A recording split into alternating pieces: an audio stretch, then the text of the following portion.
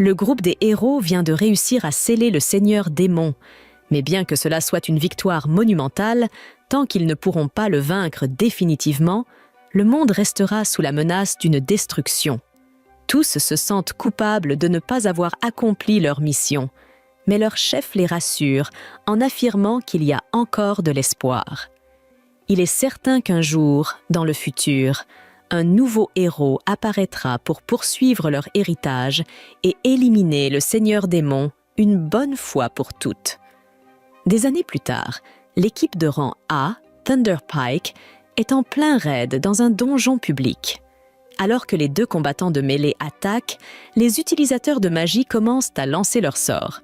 Grâce au renforcement du soutien de l'équipe, Yuka, ils parviennent à vaincre une hydre en un temps record. Individuellement, les membres de Thunder Pike sont déjà très puissants, mais ensemble, ils sont presque imbattables, ce qui explique en partie leur popularité et le nombre de leurs admirateurs. Cependant, bien qu'ils semblent être une équipe parfaite en apparence, la réalité est tout autre. Ils ne s'entendent pas aussi bien qu'on pourrait le croire. En fait, après la fin de leur diffusion en direct, Yuka, le mage rouge, annonce à l'équipe qu'il quitte Thunder Pike avec effet immédiat. Le chef du groupe, Simon, lui demande pourquoi il veut partir. Yuka explique alors qu'il ne reçoit pas une part équitable de l'argent des récompenses. L'argent qu'il a gagné aujourd'hui est si peu qu'il risque de devoir contracter des prêts sur salaire, une situation qu'il ne souhaite absolument pas vivre. Simon tente de justifier la faible rémunération de Yuka en affirmant qu'il ne contribue pas suffisamment à l'équipe, et Barry ajoute que Yuka n'a jamais participé directement au combat. Tout ce qu'il fait, c'est épuiser la durabilité de leurs objets avec ses enchantements inutiles. Yuka n'en revient pas que Barry qualifie ses enchantements d'inutiles, mais Barry n'est pas le seul à penser cela. Le seul qui considère réellement Yuka comme utile est Jamie, mais uniquement parce qu'il est doué pour configurer leur diffusion en direct. Camilla lui dit que s'il veut être mieux payé, il doit être plus actif en tant que membre de l'équipe. Mais Yuka pense qu'elle n'a pas le droit de dire cela, étant donné qu'elle est essentiellement une soigneuse et que c'est lui qui la protège constamment pendant les combats. Le fait qu'il ne reconnaisse pas la valeur de son travail est précisément la raison pour laquelle il veut quitter le groupe. Mais Simon lui demande s'il est vraiment sûr de pouvoir se débrouiller seul s'il part. Simon lui rappelle que la seule raison pour laquelle Yuka est même classé au rang B, c'est parce qu'ils sont amis d'enfance et qu'il lui a fait une faveur en le laissant rejoindre Thunder Pike. Selon Simon, même s'il quitte l'équipe, ils s'en sortiront très bien sans lui. Puisqu'il est clair qu'il ne pense pas que Yuka mérite d'être bien payé, il n'a aucune intention de rester. Yuka estime qu'il a gâché les 5 dernières années de sa vie à soutenir cette équipe. Il n'aurait jamais pu arriver aussi loin sans son aide, mais les autres continuent à penser qu'il ne sert à rien. Donc, ils ne ressentiront pas son absence. Maintenant que Yuka a officiellement quitté Thunder Pike, il se rend à la réception de la guilde pour demander s'il y a du travail disponible. La réceptionniste est surprise de voir un aventurier célèbre comme lui chercher une mission. Alors elle lui demande s'il s'est passé quelque chose avec Thunder Pike. Yuka lui explique qu'il a quitté l'équipe. La réceptionniste ne semble pas très étonnée, car ce genre de situation arrive souvent. Elle lui tend un formulaire à remplir pour pouvoir lui attribuer une nouvelle équipe. Une fois qu'il a rempli le formulaire, il le remet à la réceptionniste. Mais juste à ce moment-là, une jeune fille accourt vers lui et le prend dans ses bras. La jeune fille s'appelle Marina. Elle était l'une des élèves de Yuka il y a 6 mois, lorsqu'il enseignait des cours préliminaires pour aventuriers. Yuka est content de voir qu'elle va bien. Curieuse, Marina lui demande pourquoi il est là. Il lui explique qu'il cherche une nouvelle équipe, ayant récemment quitté Thunder Pike. Marina ne le laisse même pas finir sa phrase. Si Yuka cherche une nouvelle équipe, elle serait ravie que son cher professeur rejoigne la sienne. Yuka accepte sa proposition. Quelques minutes plus tard, il est assis avec Marina et le reste des membres de son équipe pour discuter de son intégration. Stoke adore l'idée que Yuka rejoigne leur équipe, mais elle est étonnée qu'un aventurier expérimenté comme lui veuille intégrer une équipe de rang D.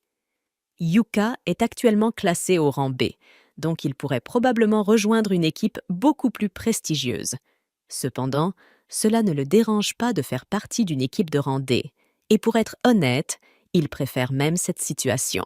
Quand il était encore dans Thunder Pike ils acceptaient toujours des missions de haut niveau, ce qui obligeait Yuka à acheter une quantité énorme d'objets magiques pour se préparer, le laissant constamment endetté. C'est pourquoi il souhaite maintenant prendre les choses avec plus de légèreté et se concentrer sur des quêtes de bas niveau pendant un certain temps. Puisque Marina, Silk et Regen sont tous d'accord avec cette approche, Yuka rejoint officiellement leur équipe. Leur première mission ensemble consiste à collecter du minerai de fer magique dans le donjon de Pinto Mine ***. Cela fait longtemps que Yuka n'a pas ressenti autant d'excitation pour une mission, et cela lui rappelle de nombreux souvenirs de ses débuts en tant qu'aventurier. Yuka se souvient que ce donjon contient de nombreuses veines de minerai magique aux 6 étages. Silk confirme, mais précise qu'ils espéraient éviter de combattre le boss du 5 étage. Yuka leur propose alors de commencer par explorer le four et étage. En entrant dans le donjon, Marina prend les devants et utilise un bâton pour vérifier la présence de pièges. Yuka est très fière, car elle applique exactement ce qu'il lui a enseigné. Cependant, il lui demande de lui laisser la tête de l'expédition pour l'instant, car il a une méthode plus efficace. Marina ne comprend pas ce qu'il veut dire, étant donné que leur équipe n'a ni éclaireur ni voleur pour détecter les pièges. Mais Yuka, lui, possède un objet magique qui peut se révéler très utile dans cette situation. Il s'agit d'une lampe de détection qui, grâce à un type d'huile spéciale, éclaire les pièges et les rend visibles, comme le ferait un éclaireur. La lampe est effectivement très utile, mais Silk se demande si c'est une bonne idée que Yuka l'utilise, car l'huile spéciale semble très coûteuse. Yuka lui explique que, oui, elle est normalement chère, mais il l'a fabriquée lui-même grâce à son alchimie, ce qui ne lui a presque rien coûté. Le groupe continue de progresser dans le couloir tout en évitant soigneusement les pièges, jusqu'à ce que Yuka leur demande de s'arrêter. Il sent quelque chose d'anormal devant eux.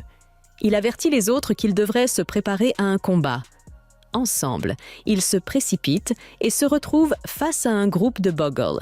Silk décide de prendre l'initiative et tire le premier coup, abattant l'un des Boggle, tandis que Marina s'élance pour écraser les autres avec son marteau. Pendant qu'elle attaque, Yuka lance des enchantements physiques superposés sur elle pour améliorer ses capacités de combat. Tout en affaiblissant les Boggle avec un sort de débuff profitant de leur désorientation, Marina attaque, et d'un mouvement fluide, elle parvient à couper 2 Boggle en 2. Même elle est surprise par sa propre performance. Elle se retourne pour demander à Yuka si cette sensation qu'elle vient de vivre est due à sa magie. Yuka confirme qu'il a utilisé 3 types d'enchantements sur elle pour l'aider dans son combat. Rain n'en revient pas que Yuka ait pu lancer 3 enchantements en même temps et sans incantation, en plus. Mais Yuka ne trouve pas cela si impressionnant et leur suggère simplement de continuer leur route. En avançant dans la mine, il demande aux filles comment elles gèrent leurs explorations habituelles de donjons. Marina, fièrement, explique qu'elles prennent toujours une pause après chaque étage et vérifient leur équipement, exactement comme il leur a appris à le faire. Étant donné cela, Yuka propose qu'ils se reposent un peu avant de continuer. Après leur pause, Marina et les autres vérifient tous leurs équipements pour s'assurer qu'il n'y a pas de dégâts. Tout semble en bon état, alors ils se préparent à poursuivre leur mission et descendent à l'étage suivant. Au 2e étage du donjon, le groupe est soudainement pris en embuscade par un groupe de mineurs morts-vivants. La seule façon de les éliminer est que Rain utilise la magie sacrée, ce qui nécessite que tout le monde la protège pendant qu'elle récite son incantation. Marina et Silk prévoient de prendre en charge la défense, mais Yuka leur dit qu'il s'en occupe. Il lance une bénédiction de lumière sur tout le groupe. Bien que ce sort ne puisse pas éliminer les mineurs morts-vivants, il les empêche de s'approcher davantage, constituant ainsi une excellente mesure défensive. Finalement, Rain termine son sort de lumière sacrée et l'utilise pour éradiquer les morts-vivants. Une fois en sécurité, Marina commence à féliciter Rain pour son excellent travail. Yuka la félicite également, soulignant qu'il y a peu de personnes capables d'utiliser la magie de lumière à une échelle aussi grande. Cependant, il remarque que cela a probablement consommé une grande partie de son mana. Alors, il lance un sort de recharge de mana pour l'aider à se rétablir. Tout le monde est stupéfait que Yuka puisse utiliser recharge de mana, car c'est une compétence extrêmement rare. Le sort de recharge de mana restaure complètement le mana de la personne sur laquelle il est lancé, et le simple fait de posséder cette compétence rendrait Yuka extrêmement précieux pour n'importe quel groupe d'aventuriers. Cependant, Yuka pense que c'est un peu exagéré. Il explique qu'il a appris ce sort uniquement pour compenser le fait d'avoir un rôle peu commun, comme celui de mage rouge. Cela dit, apprendre cette compétence a été vraiment difficile pour lui. Le groupe continue ensuite son chemin, et en avançant, Yuka commence à verser un liquide sur le sol. Silk, intrigué, lui demande ce qu'il fait. Yuka lui explique qu'il verse de l'eau bénite sur leurs empreintes afin d'empêcher les monstres morts-vivants de les suivre. Inquiète, Silk lui demande si c'est vraiment une bonne idée de gaspiller de l'eau bénite, car elle coûte cher. Mais Yuka la rassure en lui disant que tout va bien, car, encore une fois, il l'a fabriquée lui-même. Le groupe est choqué d'apprendre que Yuka peut créer de l'eau bénite, même s'il n'est pas prêtre. Mais il a une méthode spéciale pour cela. En purifiant les cendres laissées par les morts vivants après leur défaite, Yuka peut les transformer en eau bénite. D'ailleurs, les cendres récupérées des mineurs morts vivants suffiront largement à compenser la quantité d'eau bénite qu'il utilise actuellement. Quand ils atteignent enfin le 3e étage, Yuka propose qu'ils fassent une autre pause, puisqu'ils vont commencer l'extraction de minerais à partir de cet étage.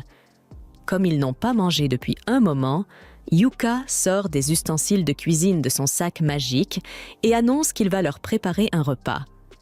Les sacs magiques ne sont pas très rares, mais c'est la première fois que Rain en voit un en personne. Elle est donc très excitée et s'approche pour voir comment il fonctionne. Yuka met quelques saucisses et des œufs dans une poêle, et pendant que cela cuit, il sort un pot spécial. Les filles le regardent taper sur le côté du pot, qui se remplit instantanément. Yuka leur explique qu'il s'agit d'un artefact rare qu'il a trouvé dans les ruines d'un palais royal. Ce pot magique se remplit d'une soupe aléatoire à chaque utilisation, ce qui le rend très pratique à avoir lors de leurs aventures. Les filles sont extrêmement reconnaissantes envers Yuka, car c'est la première fois qu'elles mangent un repas aussi délicieux en plein milieu d'une mission dans un donjon. Cependant, Silk remarque quelque chose d'étrange. De la mana semble émaner des plats. Elle demande à Yuka ce qu'il en est.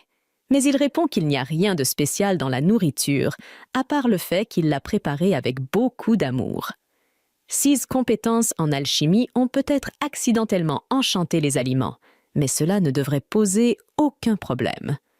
Le groupe finit par atteindre le 4e étage du donjon, où ils se retrouvent face à un lézard de roche. Alors que le monstre se précipite sur eux, Yuka lance un sort de ralentissement, immobilisant presque complètement la créature. Marina, voyant une opportunité, se précipite pour attaquer. Habituellement, elle éviterait de prendre un tel risque, mais grâce aux enchantements de Yuka qui ont renforcé sa force et son endurance, elle décide d'utiliser son épée magique. Avec cette technique, elle parvient à trancher la tête du lézard de roche en un seul coup, un exploit qui la surprend elle-même. Après la bataille, Marina est totalement épuisée, car les 6 épées magiques utilisent une grande quantité de mana, mais Yuka l'encourage à l'utiliser autant que possible, car avec le temps, son corps s'habituera à l'effort.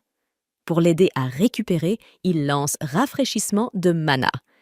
Il y a beaucoup de minerais magiques ici, donc Yuka commence à miner avec les filles.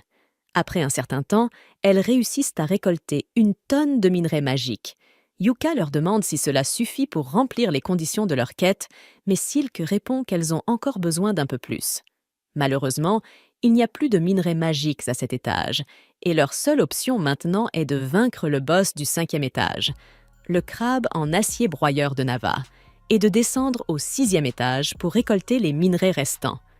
Les filles n'aiment pas l'idée, car elles ne sont pas sûres de pouvoir survivre à un monstre aussi redoutable. Cependant, Yuka leur dit de ne pas s'inquiéter, car il fera de son mieux pour gérer ce boss seul. Un peu plus tard, ils arrivent devant la salle du boss. Avant d'entrer, Yuka sort un artefact en forme de caméra. Shane reconnaît l'artefact et demande à Yuka s'il prévoit de diffuser en direct son combat. Mais Yuka avait en réalité l'intention de simplement enregistrer. Il enregistre toujours ses combats pour pouvoir étudier ses erreurs plus tard, si de toute façon il va enregistrer. Marina lui demande de le faire en direct, car elle pense que ce sera vraiment amusant. Yuka accepte volontiers de diffuser en direct son combat, mais pendant qu'il prépare la diffusion, il se rend compte qu'il ne connaît même pas le nom de leur groupe. Il leur pose la question et Silk lui répond qu'ils n'ont pas encore choisi de nom de groupe et qu'ils ne sont même pas officiellement enregistrés. Dans ce cas, Yuka leur demande s'ils ont des idées pour un nom d'équipe.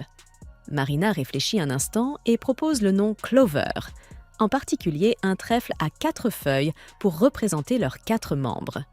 Tout le monde aime le nom, et à partir de ce moment-là, leur groupe sera connu sous le nom de Clover.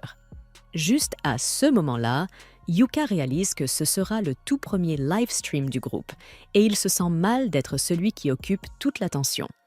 Alors, il demande aux autres s'ils veulent l'aider à combattre le boss, mais ils lui disent tous que c'est bien à lui de gérer cela seul. Yuka, ne comptant pas retenir ses pouvoirs, se lance dans le combat en lançant des sorts de Great Blink Shadow et de Protector Shield pour se renforcer avant de pénétrer dans la salle du boss. Dès qu'il entre, le Steel Crab s'éveille et tente immédiatement de l'attaquer. Grâce à ses buffs de vitesse, Yuka esquive l'attaque et se place hors de portée du crabe. Il commence alors à lancer une série de sorts de debuff pour affaiblir l'ennemi. Une fois que le crabe est suffisamment affaibli, Yuka utilise un sort de gravité pour l'écraser contre le sol. En à peine 1 minute, le Steel Crab est vaincu et Yuka est satisfait de sa performance. Il termine ensuite la diffusion en direct. Marina se précipite pour lui faire un câlin, le félicitant pour sa prestation incroyable, mais elle le serre un peu trop fort, ce qui fait que les autres lui demandent de le lâcher avant qu'il ne se retrouve en fauteuil roulant. Une fois qu'il s'assure que son dos va bien, Yuka leur propose de ramener le corps du crabe au guild pour vendre les parties. Il utilise son Magic Bag pour y stocker tout le crabe, un énorme avantage, car il n'aurait jamais pu le transporter autrement. Jusqu'ici, Yuka a été indispensable pour leur équipe, mais Silk trouve injuste qu'ils dépendent constamment de lui pour tout. Yuka leur propose donc qu'à la prochaine bataille contre un boss, tout le monde participe pour acquérir de l'expérience. Les filles sont enthousiastes à l'idée, mais avant cela, elles ouvrent le coffre au trésor qu'elles ont obtenu pour avoir vaincu le boss de l'étage. À l'intérieur, elles trouvent une tonne de minerais magiques, ce qui signifie qu'elles n'auront plus besoin de miner après tout. Après cela, Yuk et son groupe retournent en ville en carrosse. Il agit poliment et demande aux filles comment elles évaluent leurs nouveaux membres du groupe sur une échelle de 1 à 10. Toutes les filles sont vraiment impressionnées par ses compétences globales dans le donjon. Mais Yuk pense qu'elle se sentirait mal à l'aise de voir quelqu'un de plus âgé qu'elle devenir soudainement membre du groupe. Les filles lui répondent que ce n'est pas du tout le CA, et soudainement, Silk a une idée brillante. Elle dit à Yuk qu'il devrait devenir le leader du groupe parce qu'il est le plus expérimenté et le plus puissant d'entre eux. Yuk est déconcerté, car il ne pense pas qu'il soit juste qu'un nouveau venu devienne le leader. Mais les autres filles sont d'accord, disant que leur groupe a été officiellement formé lorsqu'elles ont décidé de l'appeler Clover, et cela fait de Yuk un membre fondateur. Lorsque les filles continuent de le pousser, Yuk finit par céder et accepte de devenir le leader du groupe pour pouvoir garder tout le monde en sécurité. D'autre part, son ancien groupe, Thunder Pike, a du mal dans le donjon. Ils ont trouvé un archer pour remplacer Yuk, mais il ne peut pas les soutenir comme Yuk le faisait. Ils luttent contre une meute de loups monstres, et même le nouveau venu leur lance des reproches, leur demandant pourquoi diable ils sont venus dans un donjon de haut niveau s'ils sont si faibles. Soudainement, la sorcière se fait mordre par un loup Et bien que le leader du groupe parvienne à la libérer, la prêtresse n'a pas assez de mana pour la soigner. Le groupe décide de se retirer immédiatement. Et tandis que la sorcière gît en saignant, la prêtresse attend toujours que son mana se recharge. Ils n'ont pas de potion de mana, ni même de potion de soin, car cela faisait partie de la responsabilité de Yuke, et personne n'a pensé à en prendre après son départ. Le nouveau venu a une potion de soin, mais il ne la donne pas aussi facilement, car il s'attendait à ce qu'un groupe de rang A ait une meilleure gestion.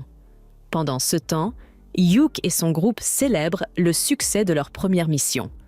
Alors qu'ils boivent, Yuke leur dit que la récompense de la quête n'était rien de spécial, mais qu'il a gagné beaucoup d'argent en vendant le cadavre du crabe en acier.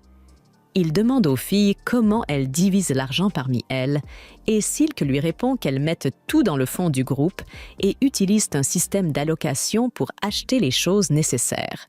Elle explique qu'elles économisent de l'argent pour acheter leur propre maison un jour, et Yuke aime l'idée. En même temps, son ancien groupe se trouve à la même auberge, et ils se plaignent et râlent de leur échec de la journée. Ils rejettent toute la faute sur le nouveau venu, disant qu'il aurait dû être mieux préparé pour les aider. L'archer s'énerve qu'il le traite comme un garçon de course et dit qu'il n'a jamais imaginé qu'un groupe de rang A serait composé de pleurnichards incapables de se débrouiller seuls. Il leur dit qu'ils quittent immédiatement leur groupe et Yuke se retourne juste à temps pour voir cela. Il ne veut pas accorder d'attention à son ancien groupe, alors il dit aux filles qu'après chaque quête réussie, elles prendront 2 jours pour se reposer et se remettre. Il ajoute qu'il va stocker les objets utiles pendant ce temps et qu'elles pourront partir pour une autre mission le 3e jour. Soudain, l'auberge commence à diffuser en direct la vidéo de Yuke battant le crabe en acier qui est devenue virale en l'espace de quelques heures.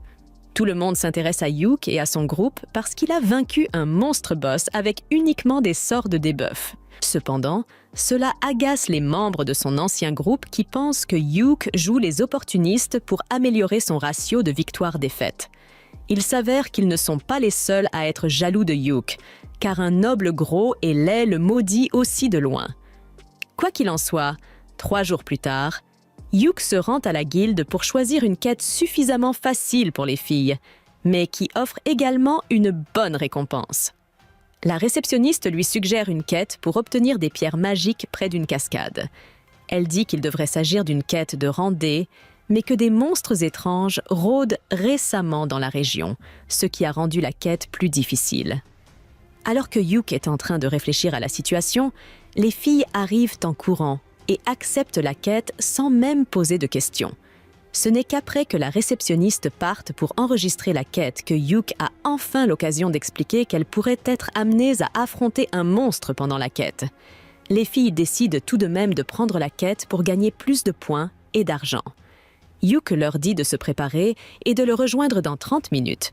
Puis, la réceptionniste revient avec le reçu de la quête. Elle lui dit de diffuser en direct 16 combats pendant la quête, car il est devenu une petite célébrité après son dernier live stream.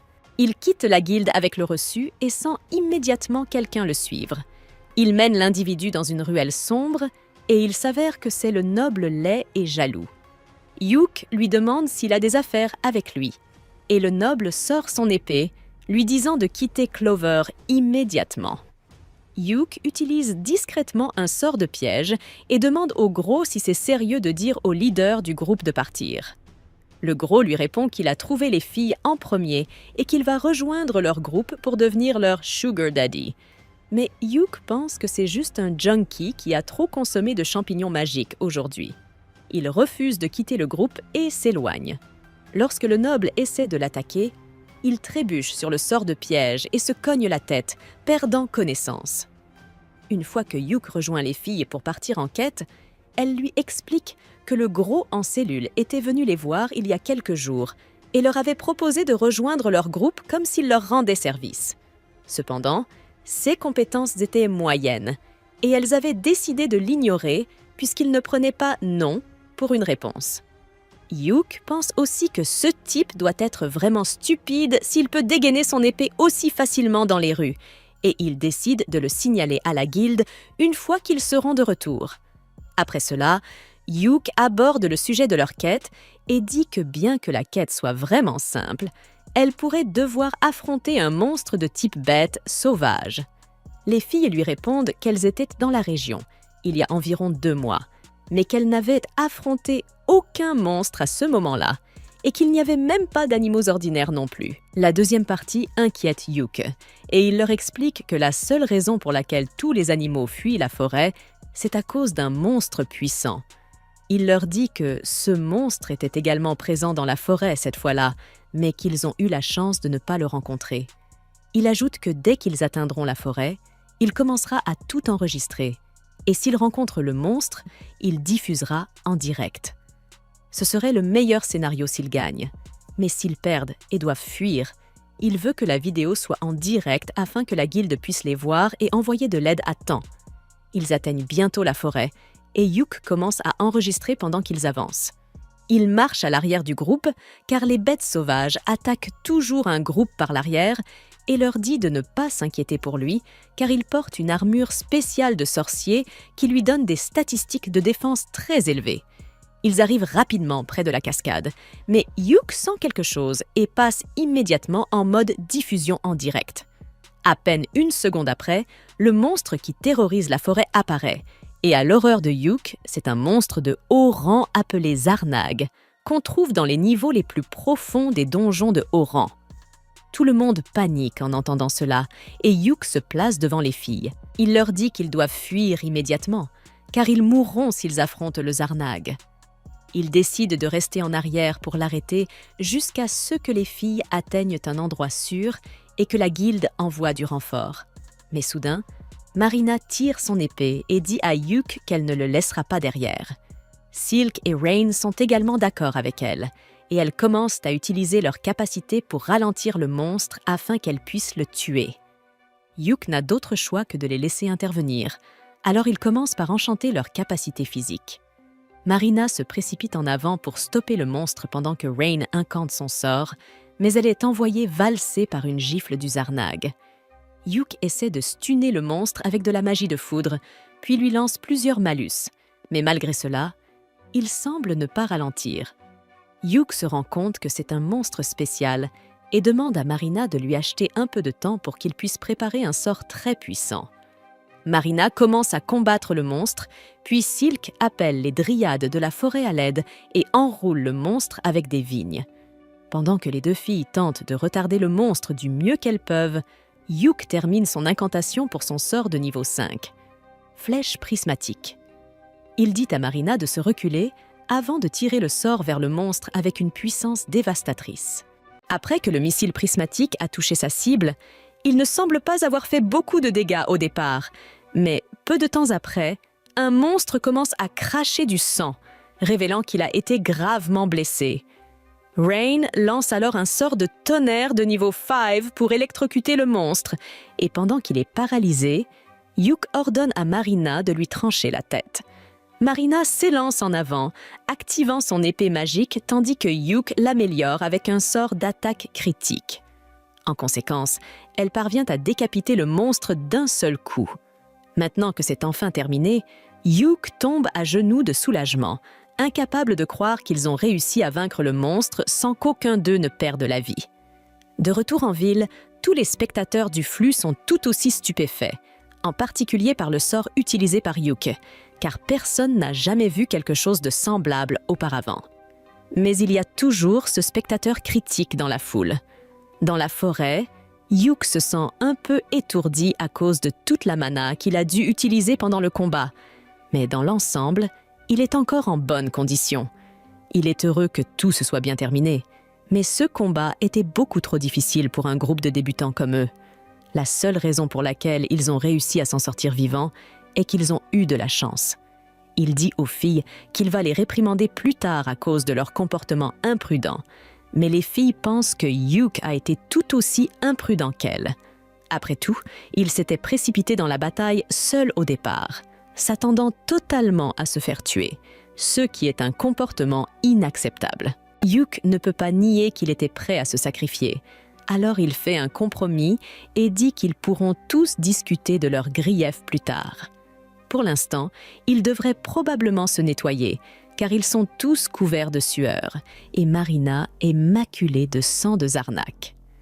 Pendant que les filles se baignent dans la rivière, Hugh commence à monter le camp, et toute cette situation lui rappelle de bons souvenirs datant d'il y a 6 mois. À cette époque, Hugh était chargé de former l'équipe de Marina, et il était impressionné par la rapidité avec laquelle les filles s'adaptaient à la vie d'aventurière, même s'il y avait quelques points à améliorer. Marina était un peu maladroite, ce qui la rendait excessivement prudente, et Rain était très timide.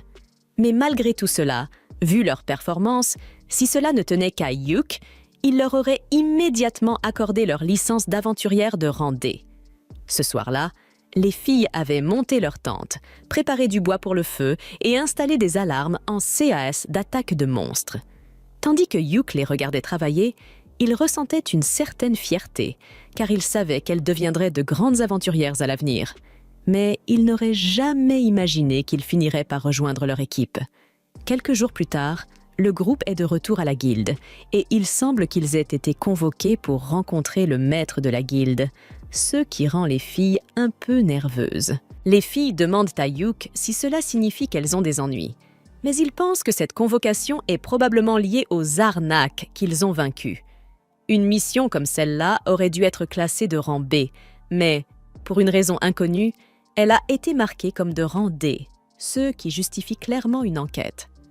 À ce moment-là, le maître de la guilde de Benwood entre dans la pièce et les filles, intimidées par sa présence, se mettent immédiatement au garde-à-vous.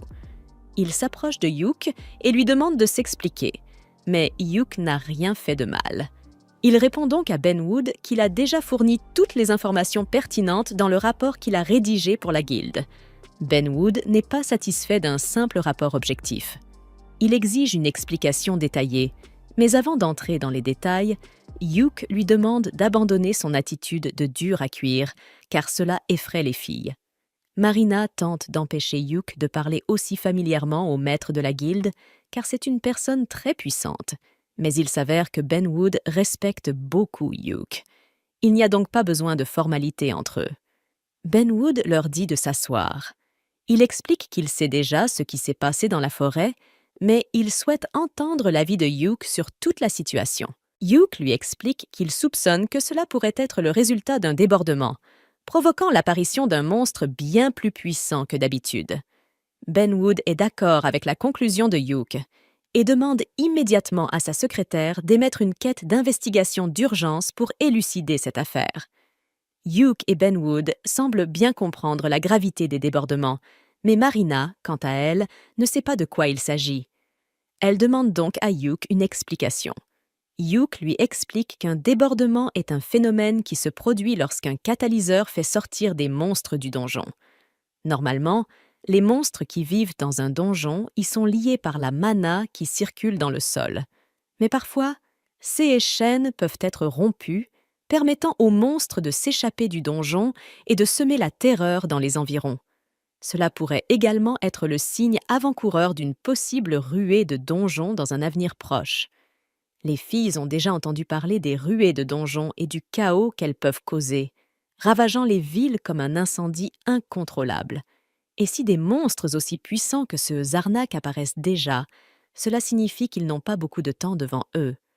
Benwood a l'intention d'enquêter en profondeur pour assurer la sécurité de la population.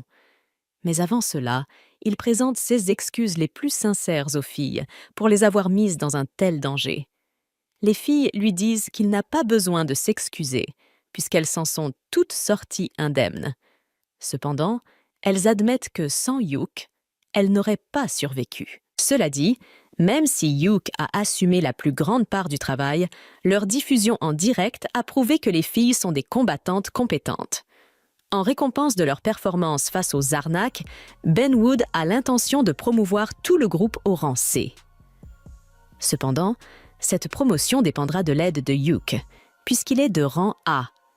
Hugh, perplexe, affirme qu'il n'est que de rang BC, est alors que Benwood l'informe qu'il va également recevoir une promotion. Tous ceux qui ont regardé la diffusion en direct ont vu le sort de missile prismatique de haut niveau utilisé contre le Zarnak. Il est donc évident que Yuk mérite une promotion. À partir d'aujourd'hui, il sera officiellement un aventurier de rang A.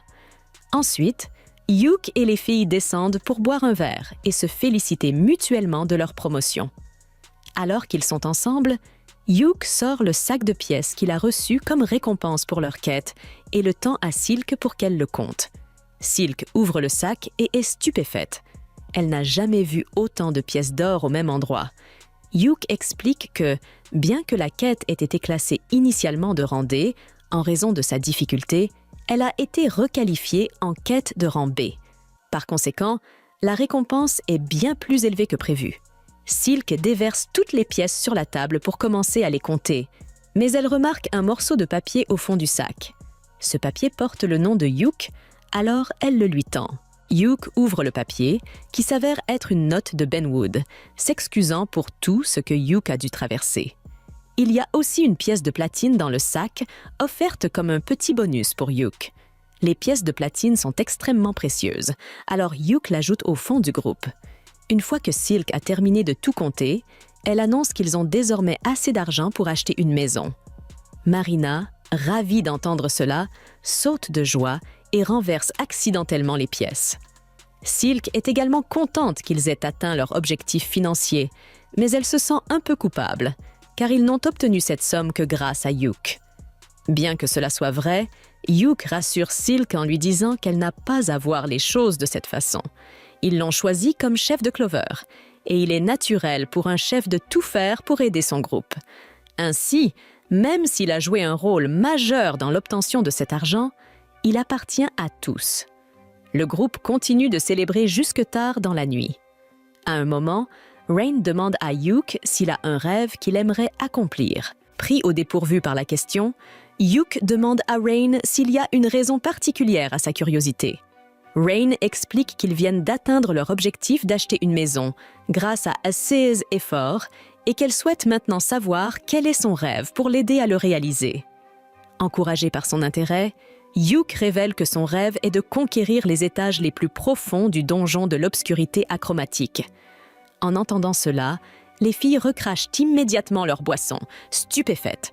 Ce donjon est largement considéré comme le plus dangereux au monde.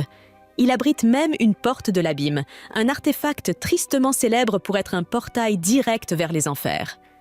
Yuk admet que c'est précisément la porte de l'abîme qui l'attire vers l'obscurité achromatique. Rain lui demande alors s'il a l'intention de traverser cette porte s'il parvient à l'atteindre. Yuk précise qu'il n'a aucune intention de franchir l'abîme. Il souhaite simplement voir de ses propres yeux ce qui se trouve aux confins du monde. Il poursuit en partageant que son oncle avait autrefois tenté le même exploit et s'était approché de la porte, mais avait finalement échoué. Enfant, Yuk avait entendu cette histoire tant de fois qu'elle l'avait inspiré à tenter sa chance, même s'il reconnaît que cet objectif pourrait toujours rester hors de portée. Marina trouve le rêve de Yuk inspirant et propose que l'équipe s'aventure dans l'obscurité achromatique pour l'aider à le réaliser. Cependant, Yuk explique que ce n'est pas aussi simple qu'il n'y paraît.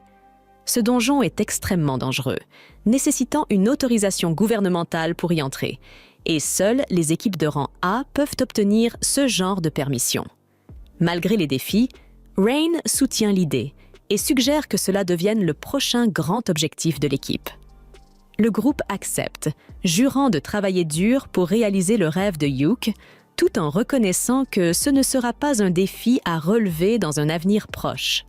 Pendant ce temps, les diffusions en direct de Clover gagnent de plus en plus d'attention, attirant un public croissant à chaque nouvelle vidéo.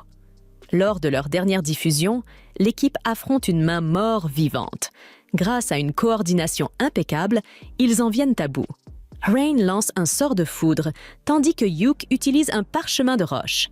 Une fois le combat terminé, ils concluent le stream avec des saluts joyeux à leur base de fans grandissante. Au sein de la guilde, ils sont accueillis par l'admiration de presque tout le monde, sauf par les membres de *Thunderpike*, qui jalousent la montée en popularité de Yuk. Barry minimise les succès de Yuk, attribuant ses exploits au fait qu'il fait partie d'une équipe remplie de novices. Simon, cependant, a entendu des rumeurs selon lesquelles Yuke aurait récemment obtenu une promotion au rang A, ce qui pourrait indiquer que ses compétences sont bel et bien légitimes. Thunder Pike a toutefois des problèmes plus urgents à régler. Ils échouent régulièrement dans leur mission et Simon est convaincu que leurs échecs sont dus aux recrues qu'ils continuent d'embaucher de gens qu'il qualifie de « crétins inutiles ». Aucune des nouvelles recrues ne reste plus d'une journée avec eux, mais sûrement ce n'est pas à cause de leur équipe. N'est-ce pas? En parlant de leur équipe, Simone demande pourquoi Jamie n'est pas là, et Camilla lui explique que Jamie n'avait pas envie de sortir boire un verre. Simone se met en colère, car depuis cette mission où Jamie a été attaqué par un loup, elle ralentit constamment l'équipe. Quant à Jamie, elle s'est enfermée dans sa chambre et passe des heures à regarder en boucle les vidéos des diffusions en direct de Yuke. Les autres membres de Asterisk Thunder Pike Asterisk commencent à réaliser que Yuke était peut-être plus utile qu'ils ne le pensaient. Puisque la raison principale pour laquelle Yuke a quitté l'équipe était son faible salaire, ils envisagent de lui offrir une part légèrement plus importante. Et comme Jamie ne contribue pas beaucoup ces derniers temps, ils pensent pouvoir réduire son salaire à la place. Quelques heures plus tard, Yuke et les autres reviennent à la guilde pour signaler le succès de leur mission, mais à leur arrivée devant la porte principale, ils trouvent Simone qui les attend, visiblement là pour Yuke. En voyant Simone, Yuke ressent une montée de colère. Il demande alors aux filles de rentrer sans lui, puis s'adresse à Simone pour lui demander ce qu'il veut. Simone va droit au but et annonce qu'il accorde à Yuke l'honneur de réintégrer Asterisk Thunder Pike Asterisk. Yuke n'en revient pas des absurdités qui viennent de sortir de la bouche de Simone, mais ce dernier persiste et essaie de manipuler Yuke pour qu'il réfléchisse à sa proposition. Simone lui rappelle que son rêve de voir la porte des abysses ne peut se réaliser que s'il fait partie d'une équipe de rang A, comme Thunder Pike. De plus, Simone insiste sur le fait que depuis que Yuke a quitté Thunder Pike, ils ont du mal à accomplir des quêtes. Il affirme que c'est donc la responsabilité de Yuke de revenir et de réparer les choses. Yuke écoute calmement tout ce que Simone a à dire, mais il s'en fiche complètement. Leur amitié d'enfance ne signifie plus rien après tout le mépris et le manque de respect que Simone lui a montré. Yuke déclare fermement qu'il ne veut plus jamais avoir affaire à Simone ou à Asterisk Thunder Pike Asterisk. Sans perdre son calme, il tourne les talons et entre dans la guilde, laissant Simone ruminer les conséquences de ses actes. Pendant ce temps, Bézio, qui a observé toute la scène, esquisse un sourire sinistre, manifestement en train de fomenter un plan. À l'intérieur, Yuke retrouve les filles, qui veulent savoir ce que voulait l'homme à l'extérieur. Yuke leur explique qu'il s'agissait de Simone, le chef de son ancienne équipe. Dès qu'elle entend cela, Marina s'inquiète immédiatement et demande nerveusement si Yuke envisage de rejoindre Thunder Pike. Avec un sourire rassurant, Yuke secoue la tête et répond « Absolument pas. Rien au monde ne pourrait me forcer à retourner dans ce chaos. » Rassurées par sa réponse, les filles changent de sujet. Elles se dirigent toutes ensemble vers le comptoir de réception pour signaler le succès de leur mission. Une fois cela fait, elles décident de se détendre et de célébrer avec des boissons. Entre rires et discussions animées, le groupe profite de leur soirée, plus soudé que jamais. Yuke, en les regardant, se sent encore plus convaincu que quitter Thunder Pike Asterisk était la meilleure décision qu'il ait jamais prise.